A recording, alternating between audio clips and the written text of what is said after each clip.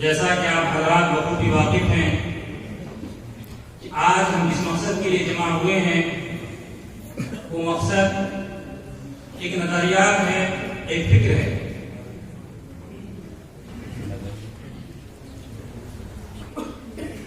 آج ہمارے جمع ہونے کا مقصد یہ ہے کہ ہم یہ سمجھیں کہ مدارس اسلامیہ میں جو نصاب پڑھایا جاتا ہے وہ نصاب ہمارے لیے کتنا مفید ہے اور اس کے ذریعے ہم اپنے مستقبل میں کس قدر کامیاب ہو سکتے ہیں۔ سامعین، تعلیم ہر قوم کی بنیاد ہوتی ہے۔ قوموں کی ترقی، تہذیبوں کی ترقی تعلیم پر منحصر ہے، یہ بات حقیقت ہے۔ لیکن ہمارے ملک ہندوستان میں مختلف طرح کے تعلیمی نظام نافذ ہیں، جس کی وجہ سے ہمیشہ اس اختلاف کی وجہ سے کشمکش جاری رہی ہے۔ کسی کا مذہبی نصاب ہے، کسی کا اپنے کسی ادارے کے ترقی کے لیے کسی ادارے کے زیر سایہ کوئی نصاب ہے۔ ایسے ہی مختلف طرح کے بورڈ ہمارے یہاں بنے ہوئے ہیں اور ان کے اپنے اپنے نصاب ہیں، جس کی وجہ سے ہمیشہ کشمکش جاری رہی ہے اور گرما گرمی رہتی ہے۔ انہی نصاب میں سے ہمارے یہاں ایک نصاب مدارس اسلامیہ کا بھی ہے۔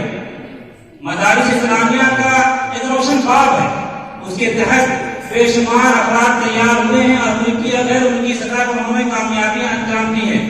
لیکن اس کے باوجود ہر چیز میں جو تبدیلی اور انحطاط ہے اور زوال ہے، ان تمام زوالوں کے باوجود بھی مدارس اسلامیہ نے اپنے نصاب میں ہمیشہ کہیں نہ کہیں تبدیلی کی ہے۔ ہمیشہ تبدیلیوں کے باوجود بھی مدارس اسلامیہ کا نصاب آج بھی سوالات کے گھیرے میں۔ لہذا یہ مدارس اسلامیہ کا نصاب آج سوالات کے گھیرے میں کیوں ہے، اسی موضوع پر ہم بات کرنے کے لیے جمع ہوئے ہیں اور ہمارے سامنے مختلف نظریات کے مہمان کرام تشریف فرما ہے۔ سب سے پہلے ہمارے سامنے موجود ہیں جناب احمد صاحب، جو موجودہ مدارس یعنی روایت پسند مدرسے کے نظریے کے تحت ہیں اور یہ انہیں کی ترجمانی کریں گے۔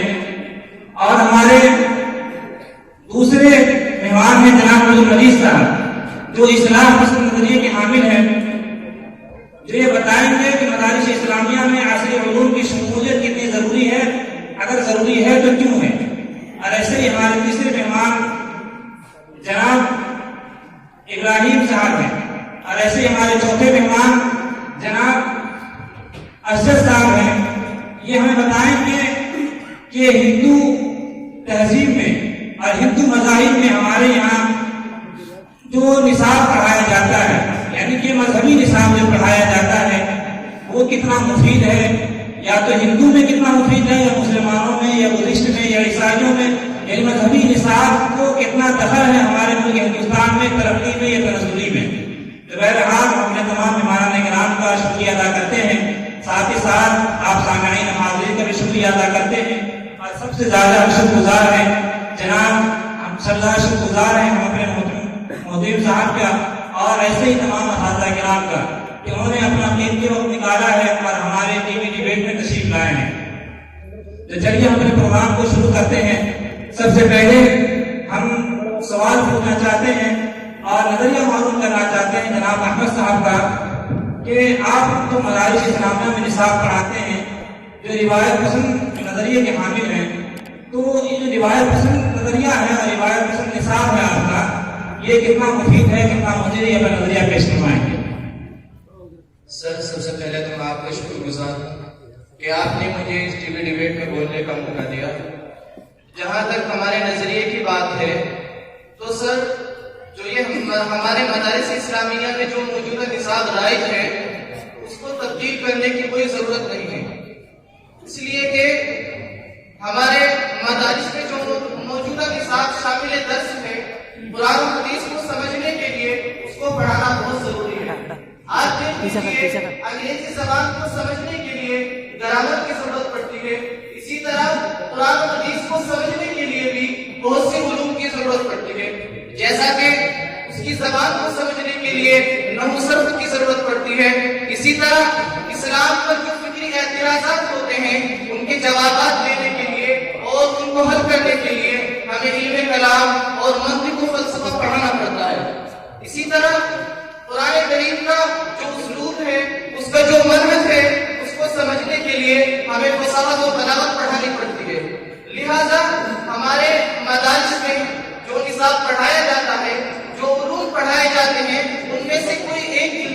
انعقاد اور ضائع نہیں ہے بلکہ وہ مفید ہے. لہذا ہمارا ماننا یہ ہے کہ اس میں ہمارے نصاب میں تبدیلی کی کوئی ضرورت نہیں ہے. جیسا کہ جناب احمد صاحب نے اپنا نظریہ پیش فرمایا، حضرات نے سماعت کیا، یہ کہنا چاہتے ہیں کہ ہم جو قرآن و حدیث پڑھاتے ہیں اس میں جو اہم نصاب ہے، جو اہم مفید علم ہے، منطق و فلسفہ ہو یا کہ نحو و صرف ہو، وہ تمام ان کے لیے ضروری ہیں قرآن حدیث کو سمجھنے کے لیے، اسی وجہ وہ پڑھاتے ہیں. لیکن سر ہم آپ سے ایک سوال کرنا چاہتے ہیں کہ ہمارے یہاں یہ ایک گروہ ہے، ان کا یہ کہنا ہے کہ آپ کا یہ نصاب تقریباً 250 سال پرانا ہے، یہ نصاب زمانے کے ساتھ ہم آہنگ نہیں ہے، کیونکہ اس میں دنیاوی لحاظ سے کوئی بھی کچھ بھی پڑھایا نہیں جاتا ہے، جس کی وجہ سے ان کے مدرسے کے پڑھے ہوئے لوگ زمانے کے ساتھ قدم سے قدم ملا کر نہیں چل پاتے ہیں، اور نہ تو یہ انٹرنیٹ سے نہ ہی کمپیوٹر کے علم سے واقف ہوتے ہیں، جس کی وجہ سے بہت دفعہ ایسا دیکھا گیا ہے کہ ریلوے ٹکٹ بک کرنے کا بھی سلیقہ ان کو نہیں آتا ہے. تو ایسا کیوں ہے کہ اتنی محنت کے باوجود بھی آپ کے طلباء زوال پذیر ہو رہے ہیں؟ جی سر، آپ کا جو یہ اعتراض ہے یہ صرف اور صرف غلط فہمی پر مبنی ہے، کیونکہ جو ہمارے مدارس میں نصاب پڑھایا جاتا ہے وہ 250 سال پرانا نہیں ہے، بلکہ حالات کے اعتبار سے ہر زمانے میں اس میں جزوی تربیت ہوتی رہی ہے. جیسا کہ آپ دیکھ لیجئے کہ سب سے پہلے عربی ادب کی جو قدیم اور معتبر کتابیں ہیں، مثلا نخبۃ الیمن وغیرہ، وہ ہمارے یہاں نصاب میں داخل تھی، لیکن اب زمانے کے اعتبار سے ہمارے ذمہ داران مدرسہ نے اس میں دیگر کئی طرح کی کتابیں شامل کی ہیں، جیسا کہ منصورات وغیرہ.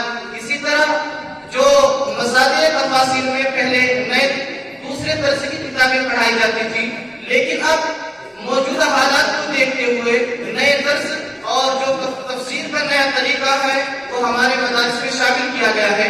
جیسا کہ نچلی جماعتوں میں قرآن کریم کا ترجمے کا سلسلہ شروع کیا گیا ہے.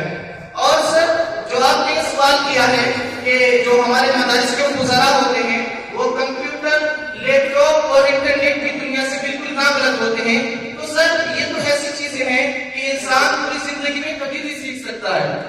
ایسی چیزیں ہیں سر آپ نے یہ بتایا ہے کہ آپ کے یہاں ہر چیز ہے اور نصاب پڑھایا بھی جاتا ہے، لیکن اس کے باوجود کئی طرح کے سوالات آپ پر آتے ہیں کہ آپ کے یہاں انٹرنیٹ کی پڑھائی ہو یا ایک کمپیوٹر کی پڑھائی ہو یا دوسری طرح کی تعلیم ہو، وہ تمام تعلیم بعد میں دی جاتی ہیں کہ آپ نے فرمایا کہ ہم اپنے نصاب میں تبدیلی بھی کرتے رہے ہیں، لیکن تبدیلی بھی ایسی کر رہے ہیں کہ بار بار اسی کتاب کو کسی دوسری شکل میں لا رہے ہیں. کوئی ایسی تبدیلی نہیں ہے کہ اصلی تعلیم بھی آپ کے نصاب میں شامل ہو. لیکن بہرحال اس پر مختلف طرح کے سوالات ہیں. اس سوالات سے پہلے ہم اپنے ایک دوسرے مہمان جناب ابراہیم صاحب کے پاس جانا چاہتے ہیں، جو ایک اصلاح پسند نظریہ رکھتے ہیں. یہ چاہتے ہیں کہ مدارس اسلامیہ میں جو نصاب ہے، مروجہ نصاب جو چل رہا ہے بھی روایت پسند نظریہ، اس میں کہیں نہ کہیں عصری علوم کی شمولیت ضروری ہے. تو لہٰذا ہم ابراہیم صاحب سے پوچھنا چاہتے ہیں کہ آپ اپنے اس نصاب کے بارے میں کیا کہنا چاہتے ہیں؟ سب سے پہلے تو میں آپ کا شکریہ ادا کرنا چاہوں گا کہ آپ نے اس خوبصورت سے پروگرام میں مجھے بھی مدعو کیا. بہرحال اس میں کوئی شبہ نہیں کہ کسی قوم کی ترقی اس وقت تک نہیں ہو سکتی ہے جب تک اس کے اندر صحیح تعلیم نہ ہو. صحیح تعلیم سے ہوتی ہے کہ طریقے تعلیم مؤثر ہو، ذریعے تعلیم فکری ہو، اساتذہ کا انتخاب درست ہو اور اساتذہ قابل بھی ہو. کیونکہ اگر اساتذہ قابل نہیں ہوں گے تو قابلیت کا دروازہ نہیں کھل سکتا اور نتائج بھی متوقع نہیں نکل سکتے. بہرحال اور یہ تمام چیزیں ہوں اور نصاب درست نہ ہو تو ذہن کا سانچہ درست ہو ہی نہیں سکتا. اور جہاں تک کی بات ہے نصاب میں تبدیلی کے ذریعے سے اس سے کون انکار کر سکتا ہے؟ اگر یوں کہا جائے کہ نصاب میں تبدیلی کی دلیل سب سے بڑی یہ ہے کہ درس نظامی کی تدریس سب سے بڑی دلیل ہے نصاب میں تبدیلی کی. کیونکہ بہرحال یہ نصاب جو مروجہ یعنی درس نظامی ہے یہ کرنے ہوئے سے وہ ہے یہ تو وقت کے تقاضوں کے تحت بنایا گیا تھا. جب سے حالات میں تبدیلی ممکن ہے باہر بھی ممکن ہے. اس میں کیا مسئلہ؟ تبدیلی کو لے کر کے آپ اتنے زیادہ مفید ہیں اور چاہتے ہیں کہ اتنا زیادہ مدعا اٹھا رہے ہیں، ایسا لگتا ہے کہ آپ قرآن و حدیث میں بھی تبدیلی کر دیں گے. آپ اس کے بارے میں کیا کہنا چاہتے ہیں؟ سر اگر یہ کہا جائے کہ آپ کا یہ جو نظریہ ہے غلط فہمی پر مبنی ہے تو اس میں کوئی شبہ نہیں ہوگا. قرآن و حدیث اس پر کون ہوگا پر تعبیر ہوئے گا اور کہتے ہیں اس پہ نہ کوئی تعبیر ہے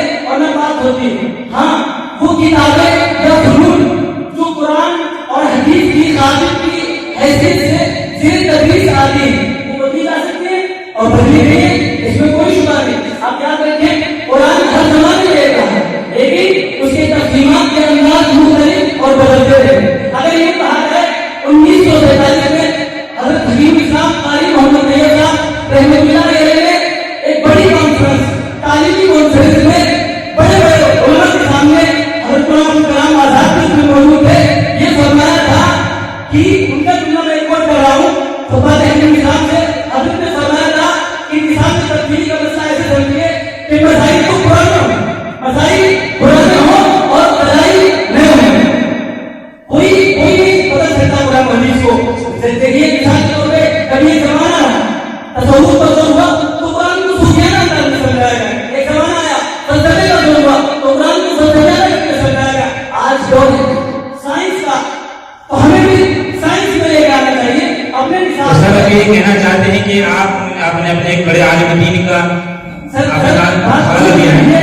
हज़रत ने फरमाया आगे जुमला और करके कि वही भेद मसाइल जो करने को आए हज़रत करीम सल्लल्लाहु अलैहि वसल्लम से चले आए, वही भेद मसाइल उन्हें हम जदीद आराज से मुसल्ला करके उनके सामने पेश करें। न वही की किताबें बदली जा सकती हैं, न उसे बदलने पर कादिर हैं। हाँ, उसके बाद है कि ताबियात की फनून या किताबें आती हैं वो बदलती हैं और बदलती रहेंगी, इसमें कोई शुबा नहीं।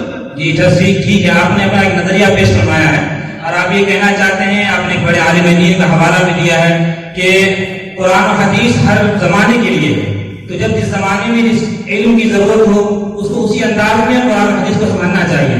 जिस जमाने में मंतिक और फलसफा की जरूरत थी तो मंतिक और फलसफा के जरिए से, और आज साइंस और टेक्नोलॉजी का दौर है तो उसी अंदाज में कुरान और हदीस को समझना चाहिए। आपने इसी मुद्दे को पेश किया है, तो तस्वीर ठीक है। हम आपके नजरिए के लिए दोबारा हम आप पर आएंगे और आप पर सवाल भी हैं हमारे ऑडियंस की तरफ से जो हमारे पास आए हैं अभी, लेकिन हम अपने एक तीसरे मेहमान जनाब अब्दुल मजीद साहब जो सेकुलर जहनियत के हैं और उनकी तर्जुमानी कर रहे हैं, ये अपना एक नजरिया पेश करवाएंगे कि आप मदारिस इस्लामिया को तब्दीली के एतबार से किस अंदाज में देखना चाहते हैं। सर सबसे पहले तो मैं शुक्रगुजार हूँ आपका कि आपने अपने इस टीवी डिबेट में हमें मदद किया। Thank you sir. सर इससे पहले मौलवी अहमद साहब और मौलवी इब्राहिम साहब ने अपना पक्ष आपके सामने पेश किया, लेकिन मैं इनके राय का एहतराम जरूर करता हूँ, लेकिन इनके राय से मैं मुत्तफिक नहीं हूँ। देखिए सर, दीनी मदारिस का जो मुरव्वजा निसाब तालीम है, इसकी बुनियाद तालीमी तौर पर उस मिसाल पर रखी गई है जिसे वो 2.5 सदी कबल मुल्ला निजामुद्दीन सहालवी नामी शख्स ने मुरतब किया था। और ये जो निजाम है ये 2.5 सदी कबल की ज़हनियत पर मबनी है जो सरासर दकियानुसियत पर मबनी है, और अहले मदारिस के दरमियान में दर्स निजामी से मशहूर है, और वो तलबा इस दर्स निजामी की दकियानुसियत से मुतासिर होकर इस फरसुदा निजाम से, इस फरसुदा निसाब को पढ़कर उससे मुतासिर होकर मैदान अमल में आते हैं तो उनमें नुक्ता चीनी, शिद्दत और जुमूद वाज़ेह तौर पर नजर आती है। और मदारिस के खुदरा किसी भी सरकारी मैदान में या किसी भी सरकारी महकमाजात में अपनी खिदमत अंजाम देते हुए नजर नहीं आते। उसकी वजह यह है कि मदारिस के खुदरा साइंस, रियाजी उलूम और जितने भी सरकारी उलूम हैं, जितने भी जरूरी उलूम हैं, उनसे बिल्कुल नावाकिफ होते हैं, नाबलद होते हैं। और दूसरी बात यह है कि जैसे ये शख्स कह रहे थे, उनके नजरिए यह है कि इसमें थोड़ी चेंजिंग की जाए, लेकिन सर मैं कहता हूँ हमारा नजरिया यह है कि चेंजिंग की भी जरूरत नहीं है, बल्कि इस फरसुदा निजाम को सिरे से खत्म कर दिया जाए। सर मुझे अपनी बात मुकम्मल करने दी जाए। मैं आपको मिसाल दे रहा हूँ कि आपके सामने की मिसाल मदरसा बोर्ड, बिहार मदरसा बोर्ड, यूपी मदरसा बोर्ड, बंगाल मदरसा बोर्ड, इसकी मिसाल हम सबके सामने है कि असल उलूम तो इनमें दाखिल कर दिए गए हैं, लेकिन उसके बावजूद भी कोई खातिर तब्दीली नहीं आ सकी है। उसकी वजह यह है कि मदारिस के लोग इसमें तो थोड़ी बहुत तब्दीली कर देते हैं हालात को देखते हुए, लेकिन उस पर जैसा अमल होना चाहिए वैसा अमल नहीं हो पाता है। इसलिए सर हमारा मुतालबा यह है कि इस मौजूदा निजाम को बिल्कुल खत्म कर दिया जाए और जदीद लायका अमल जो असली तकाज़ों से हम आहम हो उसको दाखिल हिसाब किया जाए। सर हमने आगे बात सुनी, आपको इतना मौका मिलेगा, सवाल हम होंगे हमारे पैनलिस्ट की तरफ से, इंशाल्लाह उसका भी जवाब होगा। लेकिन हम सर आपके इस नजरिए पर आना चाहते हैं कि आप ये कह रहे हैं कि मदारिस में जो निसाब पढ़ाया जाता है उसमें या तो रिवायत पसंद नजरिया हो या रिवायत पसंद निसाब हो या एक उसमें असली उलूम की शमूलियत वाला निसाब हो, दोनों निसाब ही आपके लिए मुफीद नहीं है, आपके हैं। जी सर, لیکن سر آرٹیکل 26 میں ہمارے ہندوستان کے قانون میں یہ موجود ہے کہ آدمی کو اپنے مذہبی علوم حاصل کرنے کا حق ہے، یا کوئی بھی تعلیم ہو اپنا پسندیدہ نظام، اپنی پسندیدہ تعلیم حاصل کرنے کا انسان کو حق ہے، پھر آپ اسے فرسودہ نظام کیوں کہتے ہیں؟ دیکھیے سر، سب سے پہلے میں آپ کو بتا دینا چاہتا ہوں کہ ہم تعلیم کے خلاف نہیں ہیں، چاہے وہ مذہبی تعلیم ہو چاہے کوئی دوسری تعلیم ہو، ہم کسی بھی تعلیم کے خلاف نہیں ہیں، لیکن تعلیم سے مراد کیا ہو؟ تعلیم سے مراد ضروری تعلیم ہو، اصلی علوم کی تعلیم ہو، سائنس ہو، ریاضی ہو، زبان کی تعلیم ہو، اس کو تعلیم کہا جاتا ہے۔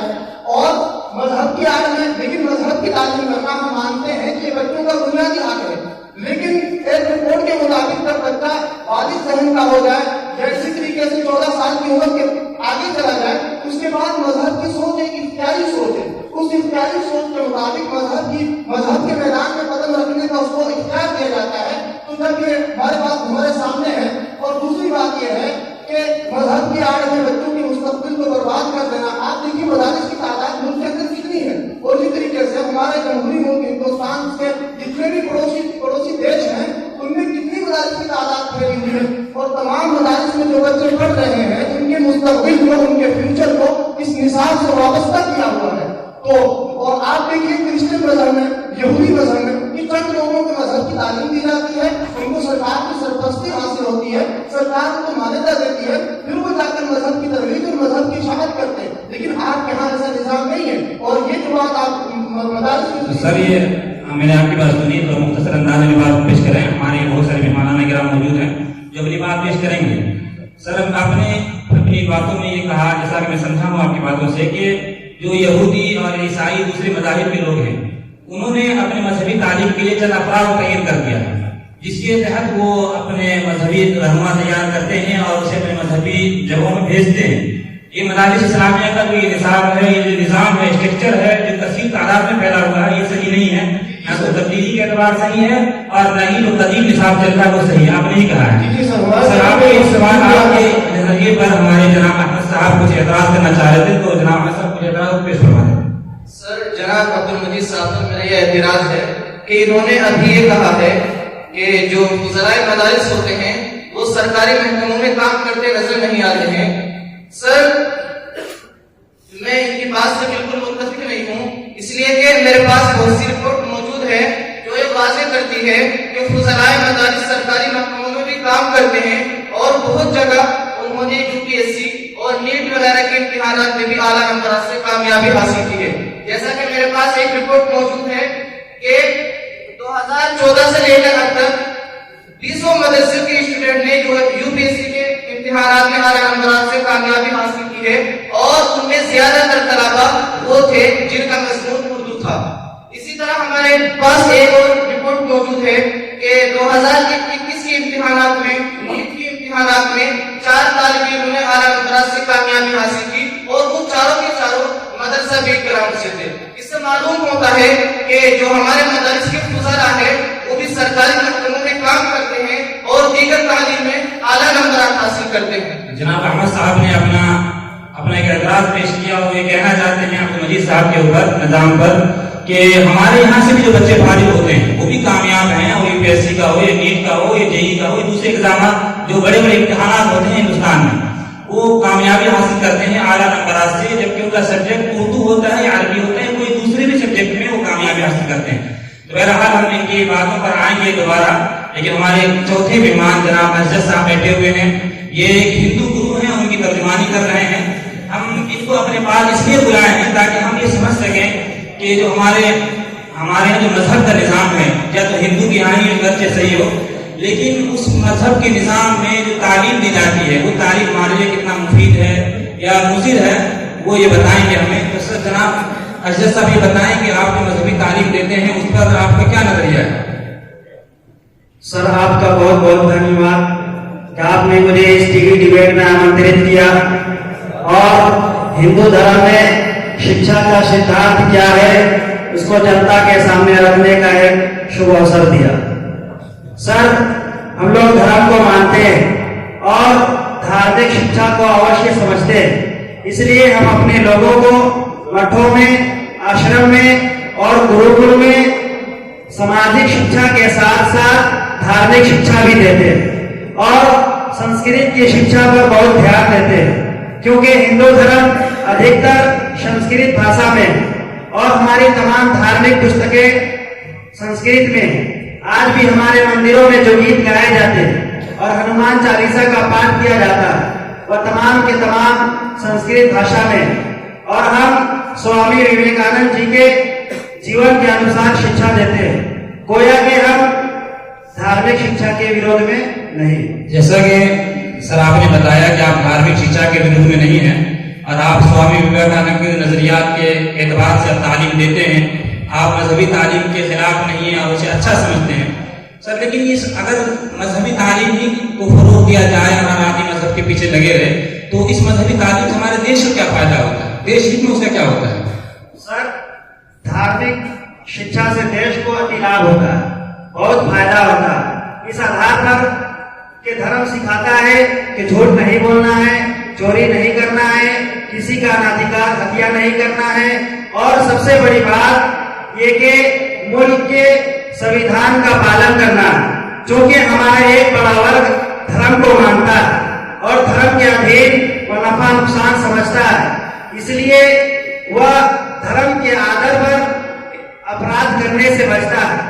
तो कहीं न कहीं समाज और माशरा बेहतर बनता है, जिससे देश को फायदा होगा और एक धार्मिक व्यक्ति एक अच्छा नागरिक बनता है। तो सर आप ये कहना चाहते हैं कि अगर मजहबी तालीम दी जाए तो उससे समाज में क्राइम को रोक लगेगी और आदमी धर्म के आधार पे या किसी गुरु के बात मानने की वजह से या किसी गॉड के खौफ से वो क्राइम करने से बचेगा, इससे समाज में सुधार आएगा और अमन और पीस का माहौल कायम होगा। लेकिन सर इस पर आपके इस बात पर हमारे जनाब मस्जिद साहब जो सेकुलर हैं वो इतराज करना चाहते हैं, तो क्या बात आपका पेश करवाएं? जी, इनका ये कहना था कि देश में एक अच्छा नागरिक होने के लिए मजहबी तालीम का होना जरूरी है। जो मजहबी तालीम हासिल करता है, मजहबी शिक्षा हासिल करता है, वो देश का अच्छा नागरिक हो सकता है, देश में अमन आ सकता है। सर ऐसा नहीं है, ये मजहब की बात करते हैं, मजहब की तालीम की बात करते हैं। मैं आपको हवाला दे रहा हूँ एक रिपोर्ट का कि मशहूर इदारा है, सरकारी इदारा भी, जिसने चंद साल कबल एक सर्वे किया जिसके मुताबिक अखलाकी लिहाज से बदतरीन ममालिक को निकले जहाँ मजहब रोजमर्रा के फैसलों में 90% दखील था, और बेहतरीन ममालिक को निकले जहां पर मुकम्मल सेकुलर महाशरा, मुकम्मल सेकुलर हुकूमत थी और इनफरादी सतह पर लोग सेकुलर जहनीयत के कायल थे। और लिहाजा तक हमारे सामने की बातें हैं कि मजहब जरूरी नहीं कि मजहब हो तभी अमन होगा, तभी पीस होगा। तो इसलिए मजहबी संस्था की या मजहबी मदारिस के वजूद की कोई जरूरत बाकी नहीं है, बल्कि उनको सिरे से खत्म कर दिया जाए। सर आप ये कहना चाहते हैं कि मजहब की तालीम से क्राइम का कहीं न कहीं रब्त है, इसी वजह से आपने रिपोर्ट में पेश किया और कहना चाहते हैं कि जहाँ मजहब ज्यादा है वहाँ पर हालात अच्छे नहीं है, उसके मुकाबले में जहाँ पर सेकुलरिज्म है वहाँ पर मजहब के मुकाबले में अमन शांति ज्यादा है और अच्छाई ज्यादा है। तो सर जनाब अजय साहब इस पर आप कुछ कहना चाहेंगे, क्योंकि आप मजहब को फरोग देना चाहते हैं, मजहबी तालीम को? हमारे भारत में 4000 गुरुकुल है, जहाँ तकरीबन 10 लाख छात्र ज़ेरे तालीम है। हम उन्हें सामाजिक शिक्षा के साथ साथ धार्मिक शिक्षा भी देते हैं और विज्ञान, संस्कृत, इतिहास भी पढ़ाते हैं, ताकि हमारे छात्र दुनिया के किसी भी मैदान में पीछे ना रहे। इनका एतराज इस बात से दूर हो जाता है क्योंकि हम सिर्फ धार्मिक शिक्षा नहीं देते, धार्मिक शिक्षा के साथ साथ सामाजिक शिक्षा देते हैं। सर आपने कहा कि आप धार्मिक शिक्षा के साथ साथ सामाजिक शिक्षा भी देते हैं, जिससे आपके लोग हर मैदान में काम करते हैं, असली मैदान में भी काम करते हैं। तो सर जनाब अहमद साहब हम आपसे पूछना चाहते हैं कि क्योंकि आप मदरसे के हैं, आप मदरसे के लोग हैं, आप उसी कदीम रिवायत पर चलते हैं, तो जब मजहबी तालीम देते हुए हिंदू कौम में और हिंदू गुरु जैसा कह रहे हैं, उनके कोई तकलीफ नहीं कि सियासत असली और उनकी भी शमूलियत है और इसी वजह से वो दोनों मैदान में कामयाब भी हो रहे हैं। तो सर आपके यहाँ क्यों नहीं मुमकिन है कि मजहबी तालीम के साथ साथ असली तालीम भी शामिल कर लें? जैसा कि आपने पिछले सवाल में भी जवाब में कहा था कि हमारे यहाँ लैपटॉप, इंटरनेट, कंप्यूटर की भी तालीम होती है, लेकिन आपने कहा था बाद में होती है, तो आप शामिल क्यों नहीं कर लेते? सर इन चीजों को मदारिस के निज़ाम में शामिल करना बिल्कुल मुनासिब नहीं है, इसलिए कि जो मदारिस के कयाम है उसका एक पस मंजर है। मदारिस के कयाम का मकसद उलूम दीनिया के माहिर पैदा करना है।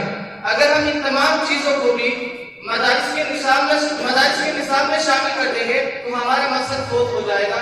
کثرت مضامین کی وجہ سے جو ہمارے طلبہ ہیں ان کی توجہات منتشر ہو جائے گی اور جو ہمارے مدارس کے قیام کا مقصد ہے وہ بالکل فوت ہو جائے گا. اس لیے ہم مناسب نہیں سمجھتے ہیں کہ ہمارے مدارس کے نصاب میں عصری تعلیم بھی شامل ہے. تو آپ کہنا چاہتے ہیں کہ کثرت مضامین کی وجہ سے ہمارے یہاں کے فضلا کمزور ہو جائیں گے اور اچھے ماہرین پیدا نہیں ہوں گے. جی سر آپ یہ کہنا چاہتے ہیں اس کا مقصد یہ ہے کہ آپ پہلے 10-15 سال مدرسے میں اس کی زندگی خراب کریں, اس کے بعد پھر 10-15 سال مدرسے کے باہر اس کو عصری علوم سکھائیں تاکہ وہ دونوں طرح کے علوم سے ہم آہنگ ہو سکے. تو آپ نے زندگی کے بڑا حصہ کو تعلیم حاصل کرنے میں صرف کر دیا. جب آپ زندگی کا بڑا حصہ تعلیم حاصل کرنے میں ہی لگائیں گے تو پھر دیش اور دنیا کے لیے کیا کام کریں گے؟ نہیں سر, ایسا بالکل نہیں ہے, بلکہ ہمارے جو طلبہ مدارس میں پڑھتے ہیں اگر وہ اپنی دینی تعلیم مکمل کرنے کے بعد عصری تعلیم حاصل کرنا چاہتے ہیں تو اس کے ہمارے پاس بہت سے آفر ہیں. ہندوستان میں بہت بڑی بڑی یونیورسٹیاں ہیں, ان میں سے بہت سی یونیورسٹی میں ہمارے مدرسے کی جو سند ہے اس کو منظوری دی گئی ہے. اگر ہمارے طلبہ دینی تعلیم حاصل کرنے کے بعد عصری تعلیم حاصل کرنا چاہتے ہیں تو وہ وہاں جا کر بآسانی اپنی تعلیم مکمل کر سکتے ہیں اور دونوں چیزوں میں ماہر بن سکتے ہیں. سر یہ آپ کہنا چاہتے ہیں کہ آپ کے نصاب کے بعد جو آپ کے مدارس کے اسناد کا الحاق ہے دوسرے یونیورسٹیز سے, تو اس میں کم وقت میں آپ تعلیم دلانا چاہتے ہیں. جی تو آپ اس سے ان کی زندگی بتانا چاہتے ہیں, ان کے عمر کے اوقات بتانا چاہتے ہیں. لیکن جیسا کہ آپ نے بیچ میں یہ نظریہ بھی پیش کیا کہ عصری علوم ہم شامل کر دیں گے ہمارے ماہرین پیدا نہیں ہوں گے, ہمارے کام کے نہیں رہیں گے. تو اسی نظریے پر ہمارا ایک اعتراض ہوتا ہے جناب ابراہیم صاحب سے جو عصری علوم کی شمولیت کے حامل ہیں. تو سر جب ہمارے کثرت مضامین کی وجہ سے یا یہ کہ اگر ہم عصری علوم شامل کر دیں گے تو ہمارے کام کا انسان رہے گا نہیں کہ دوسرے میدان میں کامیاب رہے گا, تو ایسے آدمی ہم کیا کریں گے؟ سر یہ آپ کا یعنی تیسرا سوال یہ بھی غلط فہمی پر مبنی ہے. آپ تاریخ اسلام اٹھا کر دیکھیں, تاریخ اسلام کو کئی چیزیں ابھی تقریباً 100-250 اس کی تاریخ اٹھا کر دیکھیں. ایسے ایسے لوگ ملے ہیں قوم ملت کو, ایسے لوگ ملے ہیں جو دینی علوم کے بھی ماہر ہیں اور دنیا کے علوم کے بھی ماہر ہیں. ملک کا آزاد ہوا, ملک کی آزادی کے بعد سب سے پہلے جو وزیر تعلیم بنے وہ ایک مولانا. آپ دیکھو جہاں وزیر تعلیم ہے یعنی حضرت مولانا عبد الکلام آزاد, آپ وزیر تعلیم نہیں اور جامع مسجد کے اندر قرآن کی تفسیر بھی ہے. آپ کیسی بات کریں سر؟ حضرت مولانا پانی تعلق حضرت حجت الاسلام مولانا قاسم نانوتوی آپ کیا سمجھتے ہیں؟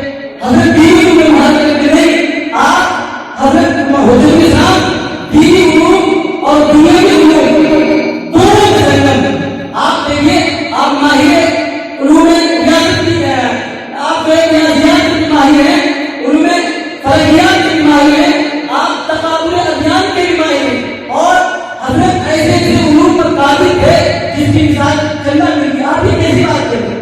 آپ ابھی بھی کہیں اس زمانے میں سر ان کی بات اس زمانے میں کہہ رہا ہوں اس محفل میں بھی اللہ کا شکر ہے اس محفل میں بھی ایسے لوگ ہیں کہ جو دونوں علوم کے سنگم ہیں. ایسی بات آپ کر رہے ہیں. آپ کی نظریے میں سر ایک سوال ہوتا ہے, جناب احمد صاحب اس سوال کو اٹھائیں گے اور یہ اپنا نظریہ پیش کریں گے. سر آپ نے ماضی کے کچھ اکابرین کے نام ذکر کیے ہیں اور یہ کہا ہے کہ وہ دونوں علوم میں مہارت رکھتے تھے. آپ کی بات بالکل ٹھیک ہے, لیکن سر آپ کو یہ معلوم ہونا چاہیے کہ جو جن اکابرین کے آپ نے نام لیے ہیں وہ سب انہی مدرسوں کے پڑھے ہوئے ہیں. انہوں نے اولاً اپنی دینی تعلیم میں مہارت حاصل کی, اس میں مکمل مہارت حاصل کرنے کے بعد انہوں نے عصری تعلیم کی.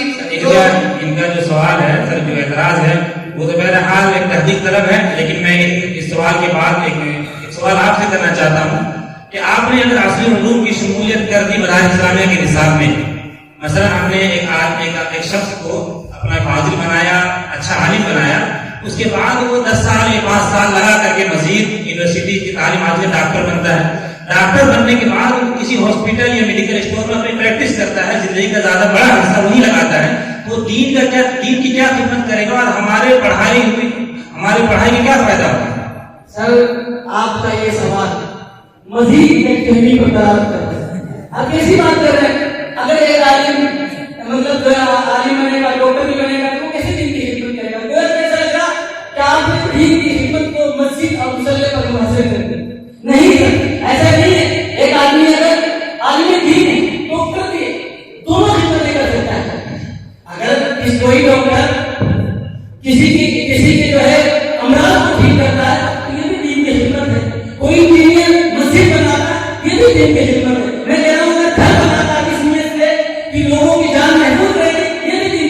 आपने ये सवाल जल्दी आप बात खत्म करवाने में जल्दी ये आपका सवाल मैं समझता हूँ दीन के कम समझने पर जो है गलत कर रहा है।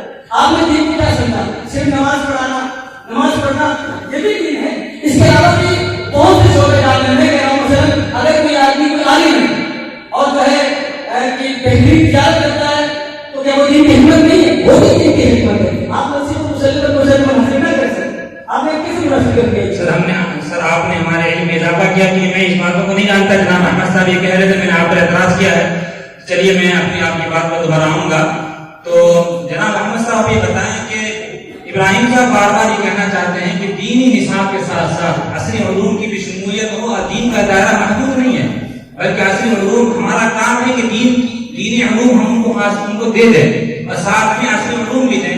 अब जिंदगी के जिस मकसद में वो जाए उसका इस्तेमाल करें, उनको इख्तियार है और वो जो भी काम करें वो दीन की खिदमत की है। तो सर आप इस नजरिए क्यों नहीं तस्लीम कर लेते हैं कि अगर एक दोनों उलूम को शामिल कर दिया बेहतर ही होगा? लेकिन साथ साथ सवाल भी आप पर है कि एक जियोलॉजी का जानने वाला और अगर दो फिजिक्स केमिस्ट्री की जानने वाला, इल्म जदीद हयात की जानने वाला अगर आप पर सवाल करेंगे अपनी इस्तिलाहात के साथ, तो आप उन इस्तिलाहात को कैसे समझेंगे, उनका जवाब कैसे देंगे? ठीक है सर कि हमारे मदारिस के निसाब पर मुख्तलिफ इस्लाहात के जरिए सवालात किए जाते हैं, लेकिन इसका यह मतलब हरगिज़ नहीं है कि उनके जवाबात नहीं दिए जाते हैं, बल्कि इस सवालात को हर जमाने में हमारे मदारिस पर होते आए हैं और हमारे अकाबिरीन ने हर जमाने में इनके जवाबात दिए हैं और अक़लियत की रोशनी में जवाबात दिए हैं। जैसा कि आप हज़रत थानवी अलैहिस्सलाम की किताबों को देख लीजिए कि उन्होंने इस्लाम अकल की रोशनी में, इसी तरह अशरफुल जवाब वगैरह में अक़लियत की रोशनी में इन तमाम चीजों के जवाबात दिए हैं।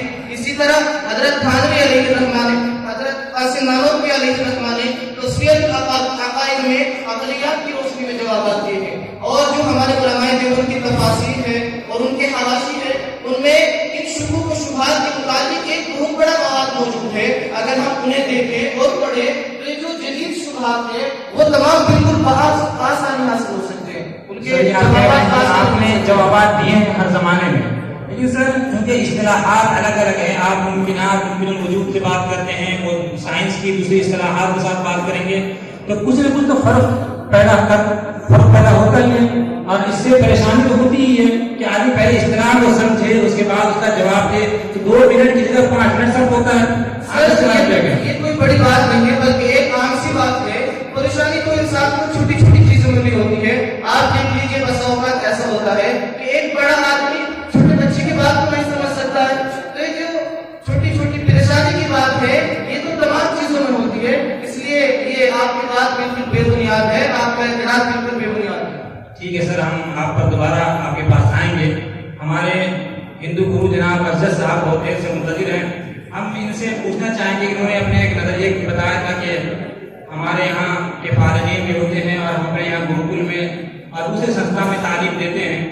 तो हम ये कहना चाहते हैं कि सर आपके जो फारिगीन हैं वो इस देश में क्या करते हैं, देश के लिए कितने मुफीद साबित होते हैं, देश के किसी पदों पर जाते हैं, क्या वो सिर्फ मजहबी तालीम ही देते हैं जाकर के गुरुकुलों में, या ये कि वो देश के बड़े पदों पर भी होते हैं? सर हमारे यहाँ स्नातका शिक्षा प्राप्त करने के बाद दुनिया के हर क्षेत्र में काम करते हैं, जैसे कि समाज सेवा, स्कूलों और कॉलेजों में लेखक और अध्यापक के रूप में कार्य करते हैं, बड़े बड़े मंदिरों और धार्मिक स्थलों पर पुजारी का कार्य करते हैं, राजनीतिक के जरिए लोगों के दुख दर्द में शामिल होकर उनकी सेवा करते हैं, बिजनेस करते हैं, सरकारी या प्राइवेट जॉब करते हैं। सर हमारे पास ऐसे लोगों की एक लंबी सूची है, उनमें से कुछ का नाम मैं प्रस्तुत करता हूँ, पेश करता हूँ। राजा राम मोहन राय जो एक समाज सेवक थे। इसी तरह आचार्य बालकृष्ण जो पतंजलि उत्पादन के ऑनर है, जिनकी उत्पादन पूरी दुनिया में प्रसिद्ध है, मशहूर है। आचार्य नरेंद्र देव जयंती जो 17 मई 1934 को कांग्रेस पार्टी में सम्मिलित होकर देश और जनता की बहुत सेवा की। इसी तरह आचार्य विनोबा भावे जो एक समाज सुधारक और स्वतंत्र सेनानी थे और भूटान आंदोलन में 13 साल शरीक रहकर पूरे मुल्क का दौरा किया, जिसे भारत रत्न चक्र से सम्मानित भी किया गया। इसी तरह हमारे गांधी जी जब 1915 को अफ्रीका से भारत वापस आए तो अहमदाबाद में साबरमती आश्रम की बुनियाद रखी, जहां धार्मिक शिक्षा भी दी जाती थी और कला भी सिखाया जाता था। सर, आपने अपने फारदीन की एक लंबी सूची हमारे सामने पेश की है और जैसा आपने कहा कि हमारे फारदीन दुनिया के हर हिस्से में काम करते हैं और करते आ रहे हैं। लेकिन हमने सुना है, कुछ रिपोर्ट भी हमारे सामने है कि उसमें कि आप सरकार मजहबी तालीम पर खर्च करती है, तो उससे ऐसा नहीं लगता है कि मजहबी तालीम पर खर्च करना मजहब को फरोग देना है, मजहब को बढ़ावा देना है? सर, अल्पसंख्यक को धार्मिक आरक्षण उपलब्ध कराना यह हुकूमत की जिम्मेदारी है। अगर हुकूमत उन पर पैसे खर्च कर रही है तो ये धर्म को बढ़ावा देना नहीं हुआ, बल्कि ये एक सेकुलर निजाम है जिसके तहत वो खर्च कर रही है।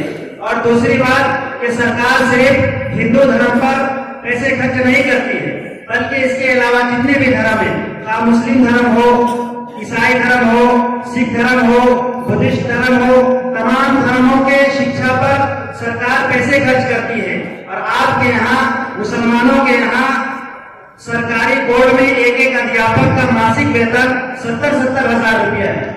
और तीसरी बात कि आप दिया, मैंने आपकी बात को सुन लिया है कि हर मजहब में सरकारी पैसा खर्च होता है जी, और हर मजहब की तालीम में सरकार पैसा खर्च करती है, इस एतबार से कि उनकी अकलियत में, अकलियत की जो जरूरी चीजें हैं, मजहबी चीजें हैं, उनको फरोग देना नहीं है, बल्कि उनकी तहफ़्फ़ुज़ फराहम करना है। तो आखिरी सवाल हम ले लेते हैं अब अपने जनाब अहमद साहब से कि आप ये बताएं सर कि आप जो मजहबी तालीम देते हैं, आपके इतने ज्यादा बड़े बड़े मदरसे हैं और बोर्ड के मदरसे हों या आपके प्राइवेट मदरसे, कई हजार मदरसे आपके यहाँ चलते हैं, इस मदरसों से, मदरसे के पढ़े हुए से ये मजहबी तालीम से हमारे देश से क्या फायदा होगा? सर, मदारिस इस्लामिया की मुल्क के लिए बहुत सी खिदमत है। अब भी हम मदारिस के अंदर मजहबी तालीम देते हैं, जिसके तहत एक तालिब इल्म को अच्छा शहरी बनाया जाता है और उसे मुल्क की पासदारी का मुहक्किक बनाया जाता है। जब वो यहाँ से निकल कर बाहर जाता है तो उसके जरिए पूरे माशरे में और पूरी सोसाइटी में अमन और अमान का माहौल पैदा होता है, जिससे सब लोग जिंदगी गुजार सकते हैं। ये बहुत सी फवाइद है हमारे मदारिस इस्लामिया के, जो वो मदारिस के लिए खिदमत अंजाम देते हैं। तो सर, आपने बताया कि मदारिस इस्लामिया का सिस्टम जो है, जो निसाब पढ़ाया जाता है, उससे सिर्फ जरूरी नहीं है कि असली मैदान में ही कामयाबी हासिल की जाए, बल्कि वहाँ के पढ़े हुए एक अच्छा शहरी बनते हैं। और जो मदारिस इस्लामिया में उनको तालीम दी जाती है, उस तालीम की रोशनी में वो मुल्की कवानीन का भी ख्याल करते हैं, जिसकी वजह से अमन बहाल होता है। तो बहरहाल आप सामईन हाज़रीन, आपने हमारे इस डिबेट को सुना है, आपने इस नजरिए को भी देखा कि हमारे यहाँ जो निसाब राइज है मौजूदा, ये निसाब कितना मुफीद है और क्यों जरूरी है, क्या उसके माहिरीन पैदा करना हमारे मकासिद हैं। ऐसे ही आपने उस नजरिए को भी सुना है कि जिसमें असली तालीम की शमूलियत वो जरूरी करार देते हैं। ऐसे ही आपने सेकुलर जहनियत के नजरिए को भी सुना है कि वो इन मदारिस इस्लामिया के निज़ाम को खत्म करके वो स्कूली और यूनिवर्सिटी निज़ाम को नाफिज करना चाहते हैं। ऐसे ही आपने मजहबी एतबार से एक नजरिया को भी सुना कि मजहब की तालीम क्यों जरूरी होती है हमारे यहाँ और उसका क्या फायदा होता है। बहरहाल इन्हीं बातों पर हमारा आज मुहासा खत्म हुआ है और इसी पर हम अपने टीवी डिबेट के इख्तिताम का ऐलान करते हैं।